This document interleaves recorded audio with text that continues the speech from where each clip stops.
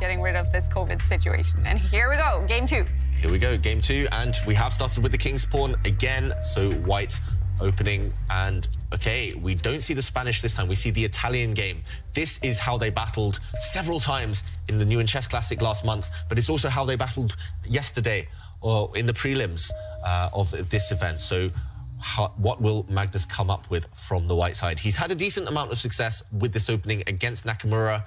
Everybody seems to play against Nakamura these days. He's very predictable in this opening, but okay, Magnus coming up with the first small surprise, just pushing his corner pawn there, just covering some squares. That's a very useful move in general. It's rare to see it this early. Usually white maybe wants to develop some pieces, wants to control the center, but Nakamura, when in doubt, just play copycat. The corner pawn is actually a bit of a speciality of Magnus. He has played it about 6 or 7 times. And usually in the Italian game, which is characterized by those bishops we see on the left side, by the development of those bishops, normally it comes down to maneuvering. Lots of different move orders. I always get so confused when I'm trying to study this opening, which pawn should go where and in what order. Now Nakamura gains space on the other side of the board, just controlling some squares, also creating an escape route for the black bishop to retreat to. Now Magnus jumps forward in the center. Nakamura, he plays tens of thousands of games per year online. And all of these openings, there's so many different move order nuances. They all kind of blend into one eventually. He does repeat what he did last time, the black bishop stepping back, and now Magnus says, you go back, I'm going to go forwards. And Magnus bringing his bishop out this time. So Nakamura, well, I was going to say, well, is Caruana... Yes, and Caruana's game. Oh, Nakamura is repeating exactly what he did against Fabiano Caruana, and you can see that Magnus is so not phased. He is just letting. Yep, and again, Hikaru is repeating, and totally the same. White bringing his knight forward temporarily. White was 1 pawn up, but we did see that black did retreat with his knight. Now controlling a very nice central outpost with the black knight, and he's still looking down, trying to remember things. He just needs to play the position afresh, completely reset. And look, we're getting that variation I showed on the board a few moments ago. Nakamura, he found his courage. He allowed this sacrifice. I'm going to defend. And will we see that backfire? Magnus, look at the clock situation. Magnus has gained time. He's gained 1.5 minutes. For sure, he has studied this, actually this morning. And that's very brave by Nakamura to allow it. So it's kind of quite an interesting pause for Magnus here. So do you think that he's calculating out all the possibilities, or is he simply just intuitively finding the right way to pressure? Okay, so the rook, well... we did mention he loves his rook lifts. Yeah, right now, the black bishop has had to step back, as we mentioned. Nakamura reacting slightly, we're not sure why. But now we see Magnus, he brings his rook across. I was expecting the knight to jump in to attack that bishop, but this looks pretty strong as well. I totally agree with you. I mean, if you look at black's extra piece, OK, we're going to see it on the board. So Hikaru retreats the knight, and Magnus is also ice cold. He just retreats his rook 1 square. It does look like black's trying to defend, but white has so many threats. Play a move. And you immediately see that it loses in the most natural... Well, having said that, Hikaru does find the top computer suggestion. He has moved his rook to the middle of the board.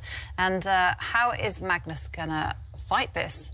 But he was just very relieved and very happy that he made it through, right? Yeah, and the same with Nepomniachtchi. Yeah. Both of these guys were so relieved to be in the knockout stages. It was so nice to see the smiles and delights. And we do have a move. So Magnus not attacking the... Well, he's delaying the attack on the bishop. Instead, he chooses to exchange knights, and now this really deadly bishop retreat is coming. And Hikaru has problems on his hands. On that square. So Nakamura slightly grimacing. He does put that knight... he does retreat that knight. I mentioned earlier that rhyme. Knights on f8, there is no mate. So we're going to find out the truth. You want to really attack that light square bishop. So one move that kind of springs to mind is like pushing Harry. Another one is to jump into the center with a knight. So which he does. Okay, which he does. Yeah, so Magnus, I was going to say, you can't really do anything in that position. You ask some material down, you have to keep Well, I was told that attacking, when I was young, I was told that attacking is like riding a bike. You have to keep pedaling, otherwise you'll just fall off. And therefore, Magnus, he does start to create the threats. I think any of those moves would have been good enough, but it's still not over. You still have to be super accurate here. And that knight now is eyeing up that black bishop. White has 4 pieces attacking the same bishop. Strong attacking knight, or he can play this move. He can defend his bishop from the side with his rook. White does have... OK, he attacks the black rook first. OK, that black rook most likely will just sidestep. So black's defending it only 3 times, white attacking 4 times. That means you can cash in, you can take on that square, and at the very end you win a pawn, just improve a piece, but that would be slightly slow. It would give black a couple of moves to bring more pieces to the defense. So Magnus decides that's the moment. He takes the bishop. Finally, that bishop, it was living on borrowed time. It was destined to fall eventually, and now Magnus Carlsen, he has taken again on that square. White is actually threatening checkmate in a couple of moves, so black has to trade pieces to make sure his king survives. Black's king hiding in the center now after some trades. If we do a quick count, white has 3 pawns for a bishop. So bishop worth 3 pawns, yeah, roughly balanced material, but look how bare that black king is. No protection around it at all. He probably wishes that Magnus was low on the clock as well, so that he couldn't find the right moment to bring that rook in. But Magnus just giving some checks, gaining a bit of time on the clock, asking the black king where it's going.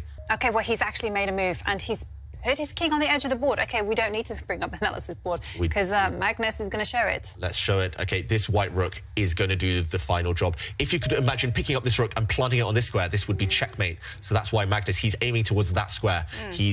Well, he found a route in for the rook. He's going to try and do another rook lift. We mentioned this earlier. He knows all about rook lifts. And Nakamura, setting a small trap, he brought his rook in so that if Magnus now puts his rook on the wrong square, if he brings it to this one, trying to give checkmate, then suddenly Nakamura would counterattack. He would give a check. The white king would hide. And suddenly, pin. There's a pin along this diagonal. The white rook would be lost. That's why Magnus found a better square for his rook. He's lifted his rook to this square. Checkmate is coming now. He put his rook on the opposite colour from the opponent's bishop. Let's go back to the players. Checkmate is coming. OK. Yeah, I mean, I think both players, they have been the masters of their own demise in the last couple of games. So, yeah, for sure, black is struggling in this match. It's just a struggle to get out of the opening. And Nakamura, he's just trying to find one final trick, but he just resigns, about to get checkmated. Magnus Carlsen looking happy there with the head bob. Wow, it's a comeback from Magnus Carlsen after losing the first game. He's coming back in the second one with the white pieces winning.